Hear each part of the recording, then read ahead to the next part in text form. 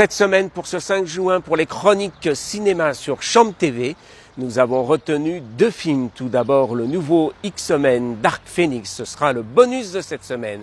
Et puis pour la seconde partie, notre coup de cœur, L'autre continent, une romance amoureuse sur fond de maladie.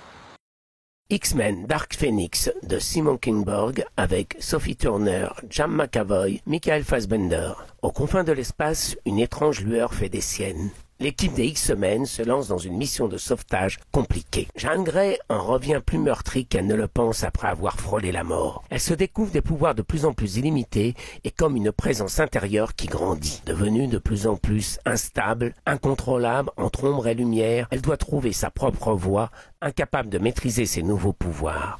Elle se retrouve poursuivie par son propre camp. Le combat sera d'autant plus rude qu'ils devront affronter leur pire ennemi, l'amour de Scott, l'une des leurs.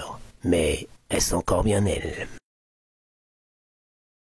Capitaine Marvel nous interrogeait sur notre capacité à rester humain avec des pouvoirs illimités. C'est une autre facette qu'explore X-Men Dark Phoenix. La nature du bien et du mal dans les pas de Nietzsche de notre point de vue. Le combat se situe bien dans ces deux voies manichéennes au premier abord, qui se révéleront plus complexes. Le phénix, animal mythique, représente l'immortalité par son pouvoir de résurrection. Il symbolise ainsi le cycle de la mort et de la vie par son cercle de renaissance. Ce sont les Grecs qui vont transformer le petit passereau égyptien, venu de Perse, en un héron pourpre. Le film s'appuie sur la saga du Phénix Noir, première partie considérée comme l'une des meilleures des années 70 dans l'univers du comics. C'est une force vitale universelle, primaire, immortelle, indestructible et polymorphe. Né du vide, entre les états de l'existence, enfant de l'univers, dans sa nature destructrice, il pose la question de ce qui est bien et de quel point de vue. Pour le Phénix, ce n'est peut-être pas aussi simple que pour nous. Au regard de l'univers, sa vision est peut-être plus pertinente.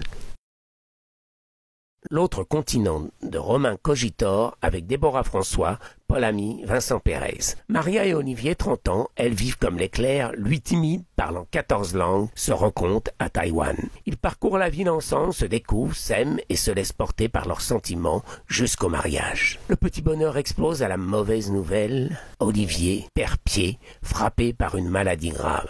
C'est le retour en France, où peu à peu, il sombre dans le coma. Alors que tout s'abandonne, elle tient bon et décide de lutter pour le ramener à la vie. L'amour est-il plus fort que tout pour braver les tempêtes aux portes du pays des morts? C'est un voyage profond au cœur des sens de la notion du mou, tout et rien dans le zen Soto.